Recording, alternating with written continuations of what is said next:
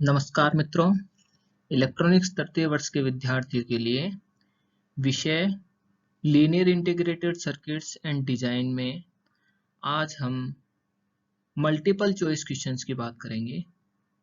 Board of technical education Rajasthan के नए exam pattern में मल्टीपल चॉइस क्वेश्चंस का महत्वपूर्ण योगदान रहने वाला है।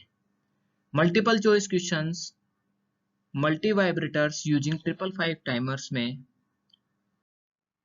हम बात करेंगे मल्टी वाइब्रेटर्स के बारे में। मल्टी वाइब्रेटर्स तीन प्रकार के होते हैं: stable multi vibrator, monostable multi vibrator और बाइस्टेबल मल्टी वाइब्रेटर। और मल्टी वाइब्रेटर भी using 555 timer. 555 timer generally 8 pin configuration होता है। उसमें pin number 1 ground pin, pin number 2 trigger, pin number 3 output pin, pin number 4 reset pin use में ली जाती है। Pin number 5 control pin होती है। Pin number 6 threshold, pin number 7 discharge और pin number 8 VCC होती है। ऑब्जेक्टिव क्वेश्चंस को solve करने से पहले हम मल्टी वाइब्रेटर्स यूजिंग 555 टाइमर की एक बिल्कुल सारांश इस स्लाइड में देखने जा रहे हैं। तो सबसे पहले हम बात करते हैं stable multi vibrator. Multi vibrators के अगर इंटरनल ब्लॉक डायग्राम की बात करते हैं तो इंटरनल ब्लॉक डायग्राम के अंदर एक वोल्टेज डिवाइडर यूज में लिया जाता है, जिसमें इंटरनली एक रेजिस्टेंस कनेक्ट होता है, जिसको तीन पार्ट्स में डिवाइड किया गया है और उनके अक्रॉस वोल्टेज 1/3 VCC 2/3 VCC काम में लिया जाता है और उनको दो कंपैरेटर्स पे कनेक्ट किया जाता है। दो कंपैरेटर, कंपैरेटर 1 और कंपैरेटर 2 काम में लिया जाता है। कंपैरेटर 1 और कंपैरेटर 2 के आउटपुट को एक फ्लिप फ्लॉप पे दे दिया जाता है और फ्लिप फ्लॉप के आउटपुट को एक बफर आउटपुट पे दे दिया जाता है, जहां से एक्चुअल आउटपुट लिया जाता है। जैसे पिन नंबर 3 एक आउटपुट पिन दर्शाई गई है। फ्लिप फ्लॉप का जो एक्चुअल आउटपुट होता है, उस एक्चुअल आउटपुट को एक पिन नंबर 7 पे डिस्चार्ज ट्रांजिस्टर कनेक्टेड होता है, उसके बेस पे कनेक्ट कर दिया जाता है। तो ये इसका इंटरनल डायग्राम था जो अपन को ध्यान रखना है। तो स्टेबल मल्टी वाइब्रेटर ऐसा मल्टी वाइब्रेटर होता है जिसका एक भी आउटपुट स्टेट स्टेबल नहीं होता है। मीन्स दोनों ही आउटपुट जो होती हैं वह स्टेबल नहीं होके क्वासी स्टेबल होती है, यानी कि एक स्टेट से दूसरे स्टेट में यह मूव करता रहता है, इसलिए इसे फ्री रनिंग मल्टी वाइब्रेटर भी कहते हैं। और स्टेबल मल्टी वाइब्रेटर में आउटपुट की स्टेट को चेंज करने के लिए कोई ट्रिगर अप्लाई नहीं की जाती है, इसलिए know trigger is required for this configuration. Stable multi vibrator के कॉन्फ़िगरेशन में एक्सटर्नली जो कंपोनेंट कनेक्ट किए जाते हैं वह एक RA, RB और C, दो प्रतिरोध और एक कैपेसिटर लगाया जाता है। जब चार्जिंग की बात करते हैं तो चार्जिंग RA, RB और C के द्वारा होता है और डिस्चार्ज कैपेसिटर RB और इस पिन नंबर 7 पे जो डिस्चार्ज ट्रांजिस्टर कनेक्ट होता है उसके द्वारा डिस्चार्ज होता है। तो चार्जिंग जो टाइम कांस्टेंट है वह RB, RA और C पर निर्भर करता है। तो इस फॉर्मूले में देखेंगे charging time constant 0.693 RA plus RB into C होता है। इसी प्रकार जब डिस्चार्ज की बात करते हैं तो केवल RB रेजिस्टेंस काम में आ जाता है, तो RB इंटू C और 0.693। तो डिस्चार्ज टाइम कांस्टेंट वह किसके इक्वल होगा? 0.693 RB इंटू C। और टोटल जो टाइम पीरियड होगा उस पल्स, यानी कि हाई पल्स लो पल्स दोनों मिलके एक टोटल पल्स विड्थ डिफाइन करेंगे। तो टोटल टाइम पीरियड उसका कितना हो जाएगा, इन दोनों को ऐड कर देंगे तो 0.693 RA प्लस का 2 RB इंटू C उसका टोटल टाइम पीरियड हो जाएगा। और इसको अगर 1/T कर देंगे तो उस पल्स यानी कि उस वेव फॉर्म की फ्रीक्वेंसी कैलकुलेट कर सकते हैं। अगर इसी स्टेबल मल्टी वाइब्रेटर को स्क्वायर वेव में कन्वर्ट करना है, यानी कि ऑन और ऑफ दोनों टाइम पीरियड इक्वल हो जाए, और ऑन ऑफ दोनों टाइम पीरियड इक्वल कब होंगे? जब इस RB को इस डायोड से शॉर्ट कर दिया जाए और RA और RB दोनों इक्वल कर दिया जाए, यानी कि चार्जिंग जब कॉन्सेप्ट काम में ले रहे हैं तो यह चार्जिंग आर ए और डायोड के द्वारा सी से चार्जिंग होता है, उसमें आर बी का रोल नहीं आता है। तो आर ए और सी उस कंडीशन में जब डायोड पैरेलल कंडीशन में लगा है तो चार्जिंग टाइम पीरियड कहलाएगा, और डिस्चार्जिंग के समय डायोड रिवर्स बायस रहता है तो उस कंडीशन में आरबी और सी के द्वारा डिस्चार्ज होता है। और जब आर ए और आरबी दोनों इक्वल करते हैं तो उस कंडीशन में वह stable multivibrator square wave generator में कन्वर्ट हो जाता है। इसी कॉन्सेप्ट को श्मिट ट्रिगर में भी काम में लिया जा सकता है। एक महत्वपूर्ण पैरामीटर है duty cycle. Duty cycle on period और टोटल टाइम पीरियड के रेशियो को ड्यूटी साइकिल कहते हैं, यानी कि उस जो पल्स आउटपुट में मिलती है उस पल्स का हाई में कितना टाइम कांस्टेंट है और टोटल टाइम कांस्टेंट कितना है, उन दोनों के रेशियो यानी कि अनुपात को ड्यूटी साइकिल कहते हैं। और 100 से मल्टीप्लाई करते हैं तो इसको परसेंटेज में कैलकुलेट किया जा सकता है। नेक्स्ट बात करते हैं मोनोस्टेबल मल्टीवाइब्रेटर। नाम से पता चलता है मोनो स्टेबल, जिसकी एक स्टेट स्टेबल होती है उसे मोनोस्टेबल मल्टीवाइब्रेटर कहते हैं। और दूसरी जो स्टेट होती है वह क्वासी स्टेबल स्टेट कहलाती है, यानी कि एक अनस्टेबल स्टेट है और एक स्टेबल स्टेट है। तो अनस्टेबल स्टेट कितने टाइम के लिए ऑन रहता है, यानी कि अनस्टेबल स्टेट में कितने टाइम के लिए वह मल्टीवाइब्रेटर वर्क करता है, वह एक्सटर्नल जो कंपोनेंट आर और सी कनेक्ट करते हैं उस पर निर्भर करता है। और उसका मान कितना होता है 1.1 आर इंटू सी। तो यानी कि आर और सी जो चार्जिंग टाइम कांस्टेंट है वह उसकी पल्स विड्थ कहलाएगी, यानी कि पल्स विड्थ या कितने टाइम के लिए डिले प्रोवाइड करा सकता है उसको रिप्रेजेंट करेगा। तो इस मोनोस्टेबल मल्टीवाइब्रेटर को वन शॉट मल्टीवाइब्रेटर भी कहते हैं, क्योंकि इसमें एक negative going trigger pulse apply की जाती है पिन नंबर 2 में। नेक्स्ट है बाइस्टेबल मल्टीवाइब्रेटर। बाइस्टेबल के नाम से पता चलता है जिसकी दो स्टेट स्टेबल रहती हैं, यानी कि इसमें क्वासी स्टेबल नहीं होगा।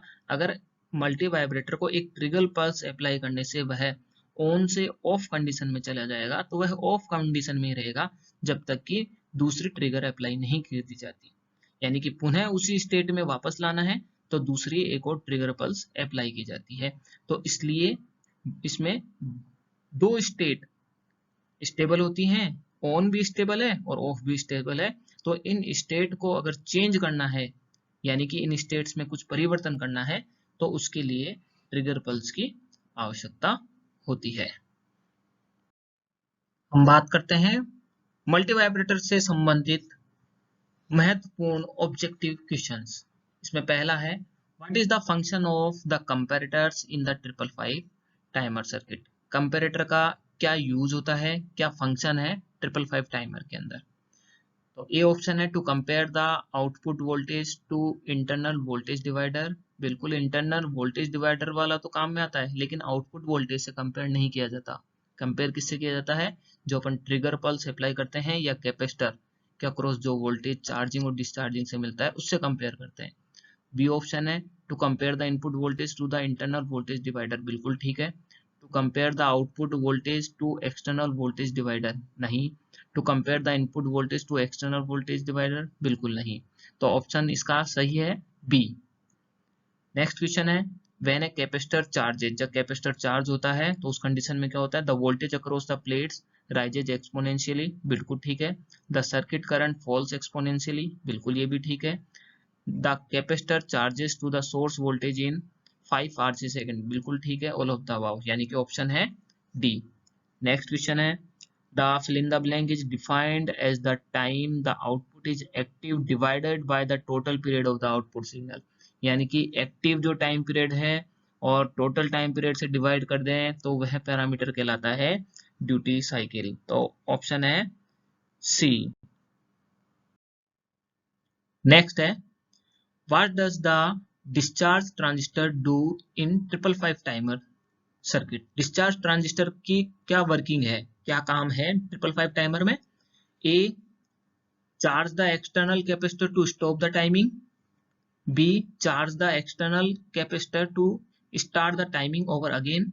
Discharge the external capacitor to stop the timing, discharge the external capacitor to start the timing over again। तो डिस्चार्ज ट्रांजिस्टर का काम डिस्चार्ज तो करना है कैपेसिटर को, ठीक है, और उसके बाद जो पल्स होती है उसको दोबारा स्टार्ट करना होता है। तो ऑप्शन है D, discharge the external capacitor to start the timing over again. Next है pulse stretching, time delay and pulse generation are all easily accomplished with which type of multivibrator circuit। यानी कि ऐसा multivibrator circuit जो एक pulse generate करके देता है, यानी कि कुछ टाइम डिले रिप्रेजेंट करता है आउटपुट पे, तो वह है मोनोस्टेबल मल्टीवाइब्रेटर। तो ऑप्शन है B. The internal circuitry of 555 timer consist of, यानी कि 555 टाइमर का अगर इंटरनल डायग्राम अपन ध्यान रखें और उसको अगर देखते हैं तो उसमें क्या क्या होते हैं। तो सबसे पहले अपन बात करते हैं, एक तो वोल्टेज डिवाइडर, यानी कि एक रेजिस्टेंस जिसको 3 पार्ट्स में डिवाइड किया हुआ है, वोल्टेज डिवाइडर होता है। उसके बाद 2 कंपैरेटर होते हैं, दोनों कंपैरेटर का आउटपुट एक फ्लिप फ्लॉप पे अप्लाई कर दिया जाता है, और फ्लिप फ्लॉप का आउटपुट एक्चुअल आउटपुट ले लिया जाता है उससे, और एक जो आउटपुट है Q वह डिस्चार्ज ट्रांजिस्टर पर अप्लाई किया जाता है। तो इसके बेसिक कंपोनेंट्स तो दो तो कंपैरेटर होते हैं, एक RS फ्लिप फ्लॉप, एक ट्रांजिस्टर स्विच, एक आउटपुट बफर एम्पलीफायर और एक वोल्टेज डिवाइडर। तो देखते हैं ऑप्शन कौन सा मिलता है। ए कंपैरेटर नहीं, 2 कंपैरेटर की जरूरत होती है। वोल्टेज एम्पलीफायर नहीं होता है। 2 कंपैरेटर बिल्कुल सही है, ऑप्शन सी। एक पीक डिटेक्टर, तो इन सभी में से सी ऑप्शन सही है, 2 comparators। Next, with most monostable multivibrator, what is the Q output when no input trigger has occurred? यानी कि जनरली अगर अपन कोई ट्रिगर अप्लाई नहीं करते हैं मोनोस्टेबल मल्टीवाइब्रेटर पे, तो उसका आउटपुट जनरली लो होता है। तो इन सभी में ऑप्शन है ए, ऑप्शन ए लो। An astable multivibrator requires, astable multivibrator में स्टार्टिंग में बात की थी, कोई ट्रिगर अप्लाई नहीं की जाती है, यानी कि फ्री रनिंग मल्टीवाइब्रेटर कहलाता है। देखते हैं कौन सा ऑप्शन है। बैलेंस टाइम कांस्टेंट नहीं, a pair of messed transistor बिल्कुल नहीं, नो इनपुट सिग्नल बिल्कुल सही है, इसमें कोई इनपुट सिग्नल अप्लाई नहीं किया जाता है। डुअल जे के फ्लिप फ्लॉप बिल्कुल गलत, तो ऑप्शन सी इसका सही है। What is the difference between an stable multivibrator and a monostable multivibrator? Stable और मोनोस्टेबल मल्टीवाइब्रेटर में क्या डिफरेंस है। स्टेबल मल्टीवाइब्रेटर को फ्री रनिंग मल्टीवाइब्रेटर कहते हैं, कोई ट्रिगर अप्लाई नहीं की जाती है। मोनोस्टेबल मल्टीवाइब्रेटर को वन शॉट मल्टीवाइब्रेटर कहते हैं, एक ट्रिगर अप्लाई की जाती है। देखते हैं कौन सा ऑप्शन है। Astable is free running बिल्कुल ठीक है। The stable needs to be clocked बिल्कुल नहीं, गलत है। The monostable is free running बिल्कुल नहीं, नन ऑफ द अबव। तो ऑप्शन ए सही है कि स्टेबल को फ्री रनिंग मल्टीवाइब्रेटर कहते हैं। बहुत ही इंपॉर्टेंट क्वेश्चन है, डिटरमाइन TH, यानी कि हाई टाइम पीरियड कितना है और लो टाइम पीरियड कितना है, उन दोनों को कैलकुलेट करना है। तो सबसे पहले डायग्राम को देखते ही हमें पता चलना चाहिए कि ये कौन से मोड के अंदर है, क्योंकि एक्सटर्नल कंपोनेंट RA, RB और C, यानी कि 2 रेजिस्टेंस काम में लिए गए हैं चार्जिंग के लिए, और डिस्चार्ज एक रेजिस्टेंस के द्वारा हो रहा है। तो यह कॉन्फ़िगरेशन एस्टेबल मल्टीवाइब्रेटर कॉन्फ़िगरेशन है, और इनके फॉर्मूले अपन को ध्यान होने चाहिए कि जो टाइम पीरियड हाई, यानी कि चार्जिंग जो टाइम पीरियड है वह 0.693 RA plus RB into C होता है, यानी कि charging time constant 0.693 RA plus RB into C। तो RA का मान लिखेंगे 3.3, RB का मान लिखेंगे 12, और C यानी कि 750 पिकोफैरेड से मल्टीप्लाई कर देंगे। तो मल्टीप्लाई करेंगे इसको, तो मल्टीप्लाई करने के बाद हमें इसका आंसर मिलता है 7.95 माइक्रो सेकेंड। और इसी प्रकार लो, यानी कि डिस्चार्जिंग टाइम पीरियड, और डिस्चार्जिंग टाइम पीरियड किसके इक्वल होगा, 0.693 RB इंटू सी, डिस्चार्ज RB और C और सातवीं पिन पे डिस्चार्ज ट्रांजिस्टर कनेक्ट होता है, उसके द्वारा डिस्चार्ज होगा। तो डिस्चार्ज के टाइम केवल RB और C यूज में आता है। तो 0.693 RB इंटू सी, तो 0.693 RB का मान है 12 किलो ओम और C का मान है 750 पिकोफेरेड। इन दोनों को मल्टीप्लाई करेंगे तो 6.24 माइक्रोसेकंड इसका आंसर आएगा। Thank you so much.